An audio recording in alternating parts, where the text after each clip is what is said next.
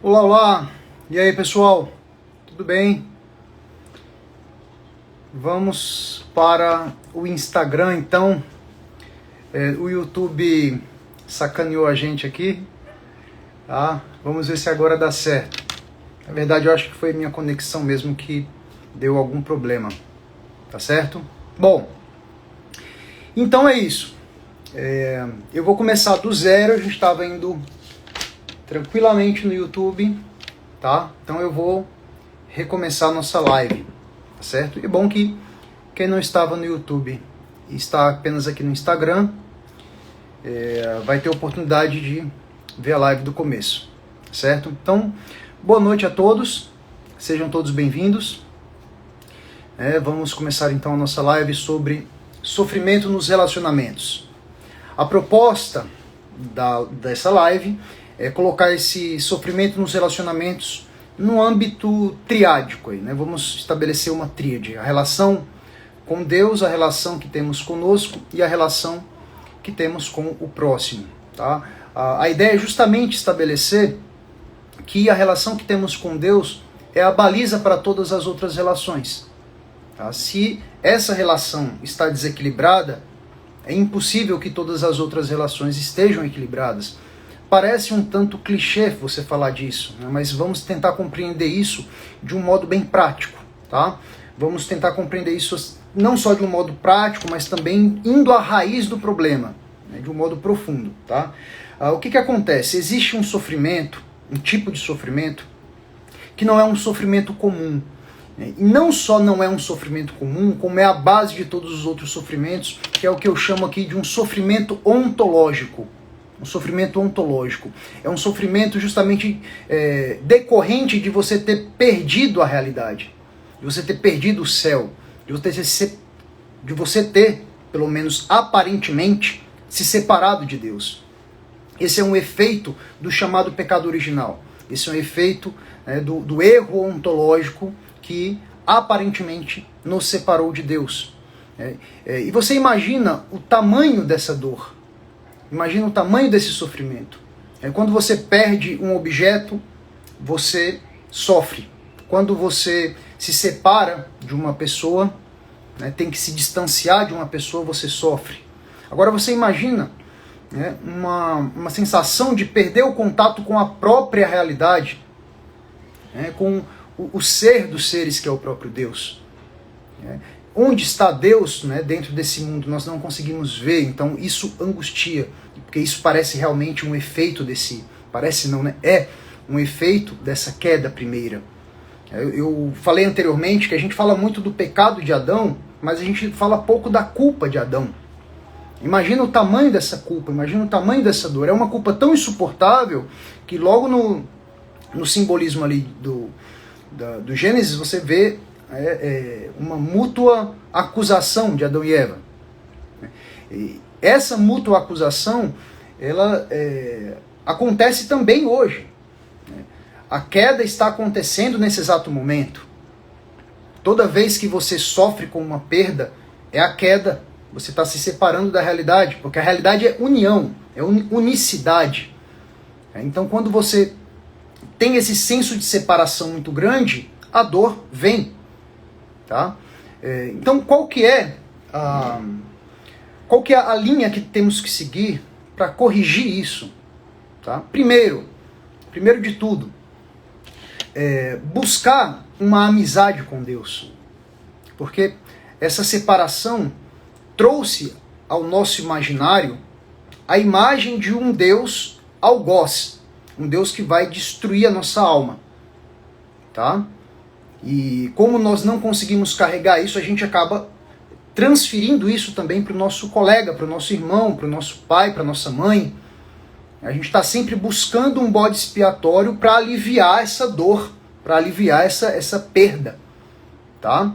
E aí as nossas relações passam a ser relações muito conturbadas, porque sempre alguém tem que sofrer. A gente fala assim, tem fulano, ele culpa toda hora o outro, mas não é muito diferente dos nossos movimentos interiores também. Constantemente nós fazemos isso. Bom, então, qual que é né, a ideia aqui para que haja uma reversão disso. Né? Imaginar, e não só imaginar, mas sentir a presença de um Deus amoroso. Tá? Nutrir uma amizade com Deus. Nutrir uma proximidade. Colocar Deus na intimidade da sua alma, realmente. A partir do momento em que essa intimidade ela é realizada, né, onde essa unicidade com o próprio ser, tá, é realizada, né, eu vou me sentir uno com a vida ao meu redor. Evidente, uma pessoa que está em paz com Deus, ela não vai, né, querer guerra com ninguém, como diz aí o bordão, que eu não sei nem de quem é esse bordão. Né? Beleza? Então, quando existe essa proximidade, quando existe uma relação com um Deus que ama e que perdoa, né? Um Deus que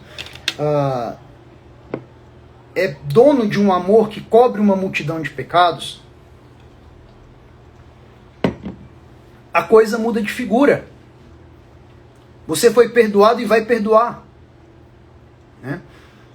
Você está com um amor tão grande dentro do peito que você seria muito ingrato se você não devolvesse, se você não retribuísse esse amor, se você não compartilhasse esse amor.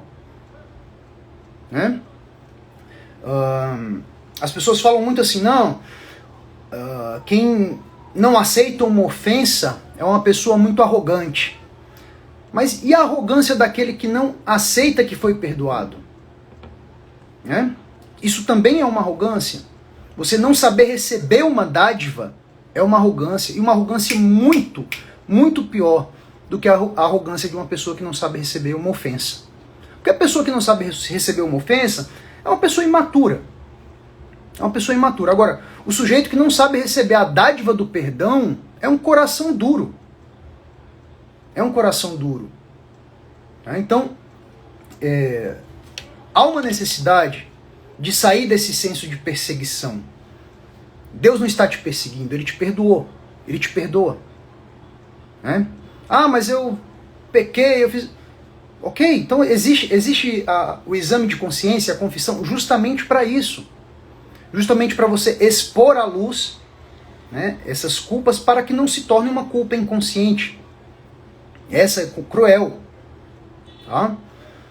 Então, é preciso que se perca esse terror de Deus e passe a se nutrir uma amizade com Deus. A partir daí as coisas vão mudando. Aí você pode falar assim, mas eu estou destruído já. A minha vida já foi muito destruída por uma série de erros que eu já cometi. Por uma série de problemas. Tá? Bom, beleza, mas o seu templo pode estar destruído, mas o seu altar está intacto, porque o altar é indestrutível. Lembre-se daquelas imagens de igrejas que são destruídas, mas que o altar está intacto. A partir daí, você vai reconstruindo todo o templo. Né? O altar em você está preservado. O altar em você é indestrutível, porque ele é a presença do próprio amor divino em você. Tá? Bom, a partir daí a sua relação consigo mesmo passa a mudar também, porque você não fica mais se autoacusando. Porque um dos piores infernos que existe na vida é o inferno da autoacusação. O sujeito fica o tempo inteiro, mas eu não presto. E ainda, veja, existe ainda uma noção equivocada de que essa pessoa é humilde, a pessoa que se autoacusa é humilde. Mas é errado você pensar assim. Né? A pessoa que se autoacusa, na verdade, ela está profundamente perdida e é arrogante porque ignora o perdão de Deus. Tá? Então, a partir do momento em que eu nutro essa amizade com o ser dos seres, com o ser maior, eu vou nutrir uma amizade com a minha própria vida. Eu vou estar em paz com a vida. Tá? Eu vou errar? Bom, aí eu me arrependo e já acabou. Bola pra frente. Né? É óbvio, mas isso não pode causar um certo laxismo moral, a pessoa começa a se aproveitar do perdão divino. Bom, cara, mas essa pessoa é uma criança, né? A pessoa que faz isso é uma criança. Não é o seu caso. Você já é um homem barbado aí, uma mulher. Então, não é o caso. tá? Quem usa desse subterfúgio, né? Eu vou pecar aqui para depois ser perdoado. Pelo amor de Deus, né? É uma pessoa que não está nem entendendo do que a gente está falando. É uma mentalidade muito imatura. Não é o caso. Né? A gente deve se preocupar com isso para realmente quando crianças que precisam aí de uma certa correção mais forte. Não é o caso de quem está aqui escutando isso. Né? Bom, algumas questões que eu quero abordar com relação a isso é o seguinte. Quando existe essa culpa profunda em você, essa dor profunda em você, né? Esse sofrimento profundo, e você começa a compartilhar com os outros esse sofrimento, né? Você tenta projetar em alguém, né? Você tenta descarregar em alguém, tá? Esse mecanismo de um bode expiatório, de você tentar fazer com que alguém pague por algum erro que é seu, tá? Isso pode ser revertido, tá? Na medida em que eu nutro essa amizade com Deus, eu fico em paz com a vida, tá? Se eu estou em paz com a vida, em paz com Deus, o outro vai ser quem? O outro vai ser alguém que vai me lembrar justamente, né, da face divina. Ele não vai ser mais o sujeito que eu vou descarregar o meu ódio, né? Não vai ser mais o sujeito que eu vou descarregar o meu ódio. Eu não vou mais levar o meu medo de Deus para as relações. Porque, perceba, como é uma relação conturbada? Como é uma relação conturbada? Né? É uma relação onde as pessoas estão completamente amedrontadas. Completamente amedrontadas. Porque ela carrega aquele terror, né, que aquela relação completamente conturbada com Deus, ela leva para a sua vida cotidiana. Né? E aí o outro é quem? O outro, né, ele representa sempre alguém que me transcende. Tá? E muitas vezes a relação que eu tenho com o outro é um espelho dessa relação divina. Então eu estou sempre esperando também o outro me punir. Aí entra aquela história, né? Quem está na defensiva começa a atacar. A gente tem uma noção equivocada das pessoas que têm medo. A gente acha que as pessoas que têm medo são inofensivas. Mas por que você acha que um animal ataca uma pessoa justamente quando essa pessoa manifesta sinais de medo? Né? Justamente porque ele intui, né, instintivamente, claro, que essa pessoa é uma ameaça. Né? Aí o que acontece numa relação onde duas pessoas estão amedrontadas? Necessariamente essa relação vai ser uma relação agressiva. Porque quem está na defensiva ataca. Né? A melhor defesa é o ataque. Tá? E aí nesse ataque, nesse descarrego dessa dor, né, existe uma paz momentânea, porque você tirou o demônio dentro de você, né? Existe ali uma paz momentânea, mas depois ela volta. Depois a violência volta. É a violência do sacrifício. Quando o sacrifício é feito, um sacrifício de criança, de um animal é feito, a comunidade fica um tempo em paz. O próprio René Girard falava isso. Mas depois volta, o ciclo da violência volta. Aí as pessoas estão ali amando o sofrimento e ao mesmo tempo ficam reclamando dele. Pô, meu amigo, você está buscando sofrimento o tempo inteiro. Só que você não percebe isso. Né? Você não percebe que você está buscando esse sofrimento. Como eu estava dizendo anteriormente, antes da live cair no YouTube. Né? Se eu perguntar quem quer sofrer aqui, todo mundo vai falar, não, eu não quero, Deus me livre de sofrer, eu odeio sofrer. A sua parte consciente odeia sofrer. Mas existe um movimento inconsciente dentro de você, né, que busca o sofrimento como uma moeda de troca nos relacionamentos. Né? A pessoa fala assim, quanta coisa eu fiz pra você, eu sofri tanto por você e você não faz nada pra mim. Né? Coitadinho de mim, olha como eu sofro. Meu amigo, o outro não quer o seu sofrimento. O que é o real sacrifício? Eu já falei isso há muito tempo atrás. Há muito tempo, né? Há muito tempo atrás é um pleonasmo.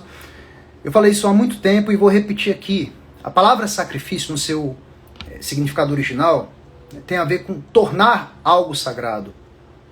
Então, se sacrificar de fato, né, na sua essência, tá? É você entregar o seu ser, é você entregar o que tem de... O que é o seu ser? O seu ser não é esse serzinho aí, motivado por ambições sociais. O seu ser verdadeiro, né? A marca divina em você. O que é você entregar essa marca divina em você? É você entregar o que você tem de melhor, né? Verdade, bondade, beleza, unidade, são os transcendentais do ser, né? São as marcas de Deus em você. É isso que você tem que entregar. Se você entrega isso, esse é o sacrifício bom, digamos assim. Tá? Agora, o que é o sacrifício ruim? É você entregar uma coisinha ou outra e achar que você arrancaram um pedaço de você. Bom, meu amigo, se você deu um pedaço de você para o outro, você ficou sem. A lógica, veja, você está pensando de acordo com a lógica das leis físicas. Né? Do ponto de vista físico, quando eu compartilho, eu perco. Do ponto de vista espiritual, quando eu compartilho, eu tenho. Quanto mais eu dou, mais eu tenho. Então, parece estranho dizer isso, né? Mas você é responsável. Você é responsável pelo seu desespero. Você é responsável pelo seu sofrimento. Né? E essa é a verdadeira reciprocidade. As pessoas perguntam muito aqui na página. Ah, mas eu amo tanto, sei que e não dá certo, eu me entrego de corpo e alma. Se você for observar a própria reclamação da pessoa, né? Quando a pessoa faz um tipo de reclamação dessa, já é um indício de que ela não doou realmente o seu ser verdadeiro. Né? Ela doou algum pedaço, algum fragmento, e algum fragmento, inclusive, que ela tinha muito amor, tinha muito apego por esse fragmento e doou com tristeza. Se você doa com tristeza, você tem tristeza de volta, meu amigo. Você não vai ter o que você doou, o objeto que você doou, você vai ter o sentimento com o qual você doou aquilo. É isso que você vai ter. E aí começa um ciclo, né? Começa um ciclo de sofrimento. Né? Você sofre, aí você tem medo de sofrer mais. Aí o seu medo, o que ele faz? O seu medo de sofrer, ele aumenta o sofrimento. O que é o medo? O medo acaba se tornando, nesse caso, uma espécie de lente de aumento do sofrimento. Né? Se torna uma lente de aumento do sofrimento. Quem tem para dar simplesmente entrega, o movimento é de dentro para fora. Exatamente. Exatamente. Tá? Bom, aí o que ocorre, né, pessoal? Existe uma dinâmica muito comum nos relacionamentos, que é essa coisa do medo de ser abandonado, né? Bom, meu amigo, olha só. Se você está amando, né, se você está amando com medo de ser abandonado, né, se você está amando com medo de ser abandonado, o que você está entregando é esse medo. E aí o que acontece? Olha, veja como é sutil esse raciocínio. Você tem medo de ser abandonado. Aí você está entregando o quê? Você está entregando o medo. E quando você entrega o medo, uma parte do ser do outro vai interpretar como uma ameaça, porque até os animais interpretam isso como uma ameaça. E aí o que o outro vai fazer? Vai se sentir ameaçado e vai te abandonar. Né? Porque foi isso que você pediu. Tá com medo de ser abandonado, vai ser abandonado. Porque é isso que você está entregando. Você está entregando ameaça para o outro. Né? Você está ameaçando. O seu medo, ele é perigoso. O outro sente esse medo e vai embora. Né? Aí você fica, meu Deus do céu, por que ninguém me ama, ninguém me quer, né? As pessoas vão embora de mim e tal. Você pediu isso. Você que pediu isso. Não, mas eu não pedi não. Eu tenho consciência de que eu não pedi. Claro, meu amigo, é inconsciente. Você não viu que você pediu isso. Você não viu que você pediu. Mas você pediu. A gente pede o tempo inteiro. Eu falei recentemente aí num texto. Vida é prece. Você pede o tempo inteiro. Você não pede só com a boca. Na verdade, a nossa boca engana a gente. A gente tá lá pedindo um monte de coisa bonitinha, mas a nossa vida, do momento que a gente acorda até o momento que a gente dorme, é exatamente o contrário de tudo isso que a gente está pedindo. Então, é isso que você tem que ver. Veja, pede e receberás. pede e receberás, não é? Tá lá, tá no texto sagrado, então é verdade. Pede e receberás. Mas aí é que tá. O que é pedir? O que é pedir realmente? O que é pedir realmente? Reflita sobre isso. O que você tem pedido? Você tem pedido para sofrer. A sua vida demonstra isso. Você tem pedido para sofrer. Aí quando o sofrimento chega, você, ai meu Deus do céu, eu não pedi isso não. O teu ser pediu. A parte mais profunda de você pediu. Você estava com medo. Aí o que acontece? Como existe um movimento dentro da nossa alma que rejeita naturalmente o sofrimento, a pessoa começa a ficar dividida. A pessoa fala, pô, peraí. Né? Eu amo ou eu odeio essa pessoa? Né? O que está acontecendo? Né? Eu amo ou eu odeio? Veja, justamente quando chega essa confusão, justamente quando chega essa dicotomia, é que a gente vê um sinal forte de que a nossa vida não tem integridade, não tem unidade. A gente quer e não quer, a gente tem medo, mas não tem, a gente tem um pouco de medo, um pouco de esperança. Isso é uma vida dividida. A tua vida está dividida. E divisão é a própria palavra crise, né, no seu radical, significa isso. Significa divisão. Divisão gera crise. Divisão gera crise. Aí você vai estar lá, pô, amo, odeio, tenho momentos bons, tenho momentos ruins. O que é isso? É uma montanha russa. Na verdade, a própria definição é a própria definição de sofrimento. No fundo, é a própria definição de sofrimento. Meio sofrimento, no fundo, é sofrimento inteiro. Se você sofre, eu estou sofrendo 50% nessa relação, meu amigo, isso é sofrimento. É sofrer um pouco, depois alegrar, depois sofrer, depois se alegrar. Né? É isso que está acontecendo. Tá? E aí o que acontece? Aí entra o grande problema, né? As pessoas, o outro é o culpado. Se o outro é o culpado, isso significa o quê? Isso significa que eu vou ter que trocá-lo. Eu vou ter que substituí-lo. Né? Eu vou ter que substituí-lo. Eu tenho que encontrar aqui um mecanismo de substituição. Mas a vida não é feita de sofrimento e prazer em um nível circunstancial, sim, só que a tua postura interior é de buscar sempre viver de acordo com uma fé que te alegra, né, que te dá uma sustentação para você viver sempre em estado de oração, em estado de graça. Tá? Voltando então à questão. Na medida em que eu percebo que o outro é o problema, eu busco o quê? Eu vou trocar. Naturalmente eu vou buscar aqui um mecanismo de substituição. Não é isso? E aí é justamente quando ocorre a traição, ou então o sujeito estava com medo, aí o que vai acontecer? Muitas vezes, esse mesmo que estava com medo, muitas vezes é o primeiro a abandonar. Não deu certo. Vou para um outro lugar. Beleza, meu amigo. Você pode ir. Você pode ir, mas você vai levar você com você mesmo, né? Como diz a música do Juraildes da Cruz, que colocaram como uma piada um tempo atrás, aí virou meme. Eu tentei fugir de mim, mas aonde eu estava, né? Ferrou. Você vai se levar com você mesmo. Você vai sair da relação, mas você vai sair de uma relação conturbada, mas a sua relação conturbada não vai sair de você. Não é? Então, é justamente aí que a gente começa a perceber, o quê?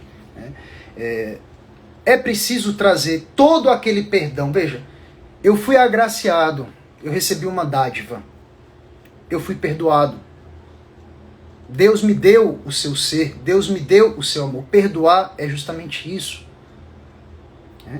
É essa doação completa. Deus se doou completamente a mim, eu vou fazer o mesmo com o outro. Mas é difícil, não sei o que. Tente, faça. Perdoe uma vez aí. Vai ser difícil a primeira, vai ser difícil a segunda, mas vai chegar uma hora que isso vai virar a sua natureza. Vai chegar uma hora que o difícil vai ser não perdoar. Né? Vai chegar uma hora em que o perdão vai virar uma coisa corriqueira. Né? Ah, mas isso é coisa de santo, é muito difícil. Meu amigo, é isso aí que você tem que fazer. Não tem pra onde correr. Ou é isso, ou é ficar sofrendo que nem um louco. Né? Ficar perpetuando um sofrimento terrível aí. Né? Veja, eu não estou falando aqui, pessoal, veja, eu não estou falando aqui desse sofrimento que acontece aí na sua circunstância. A gente sabe que a vida tem essa parcela de sofrimento, tá? A gente sabe. Eu não estou falando desse sofrimento circunstancial, mas do sofrimento que você caçou. Do sofrimento que você interpretou como tal. Tá certo? Então, o perdão é difícil, claro, mas veja, você só cura uma relação quando você começa a enxergar o outro como curado. O Goethe tem uma frase muito, muito bonita, onde ele fala o seguinte: se eu reconheço no outro, se eu incentivo, se eu já vejo o outro como se ele estivesse no seu estágio, né, mais desenvolvido, mais perfeito, mesmo ele sendo a carniça que é, né, se eu começo a imaginar ele como alguém grandioso, eu começo a reforçar nele essa ideia. Né? E ele começa a acreditar que ele consegue fazer isso. Tá? O Lavelle também fala isso. Né? Sopre essa vida no outro. Faça daquela pequena chama, né? Faça daquela faísca uma fogueira de fato. Tá? É aí que as coisas começam a mudar. Tá? É aí que as coisas começam a mudar. Eu não estou falando aqui nesse caso específico de perdoar quando a pessoa pede um arrependimento, né? Quando a pessoa pede uma chance. Esse é um perdão formal, tá, Cris? Não estou falando desse perdão formal. Estou falando realmente de um perdão libertador, um perdão que te liberta. Às vezes é necessário a gente perdoar uma pessoa que não pediu perdão pra gente. Né? Perdoar aí, como diz o ditado, é você libertar um prisioneiro e descobrir que o prisioneiro é você, né?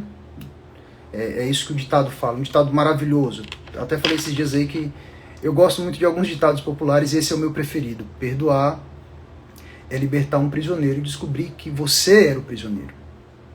Tá?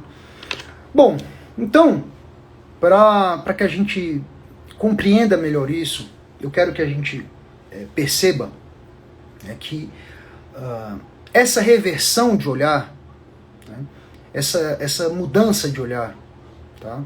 Essa mudança de olhar, ela proporciona na sua vida, tá, uma mudança real. E parece realmente uma espécie de milagre. Tá? O que é um milagre no seu sentido físico? Né? O milagre no seu sentido físico é o quê? Uma reversão das leis físicas. Não é isso que acontece? Não? É uma reversão das leis físicas. Mas quando você muda esse olhar sobre o outro, quando você se doa, perdoa, tá? Existe uma espécie de milagre psíquico, né? Uma reversão das leis da sua alma. Sua alma estava mergulhada numa dor profunda, mergulhada num vitimismo profundo, mergulhada na ideia de achar sempre um bode expiatório para amenizar a sua culpa. Tá? E essa é a dinâmica da humanidade. Então, a própria entrega de Cristo representa o verdadeiro milagre. E você realizar isso na sua vida representa também, tá, um verdadeiro milagre. Então, isso é um milagre. Por que isso é um milagre? Porque o que a gente espera do outro? A gente está sempre esperando do outro uma reação violenta. A gente está sempre esperando do outro, tá, que ele alimente o ciclo de violência. Então, quando ou o outro ou você dá o primeiro passo, tá, ou o outro ou você dá o primeiro passo, o que vai acontecer é justamente uma reversão dessa lei sacrificial, né, desse mau sacrifício que nós estamos comentando aqui. Tá? Então é isso. Tá?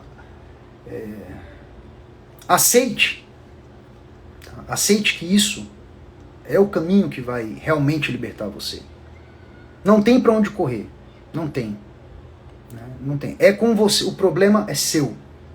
Tá? O problema é seu. Você vai ter que resolver. E tá aí na tua mão. Né? Não é tão difícil, no fundo, não é tão difícil quando existe uma vontade real, né? Esses dias eu vi uma imagem muito bonita. Quando eu digo imagem, eu estou dizendo uma imagem mental. Alguém falando assim que é preciso buscar a salvação como alguém que está se afogando e está buscando sair desse afogamento, está buscando a superfície.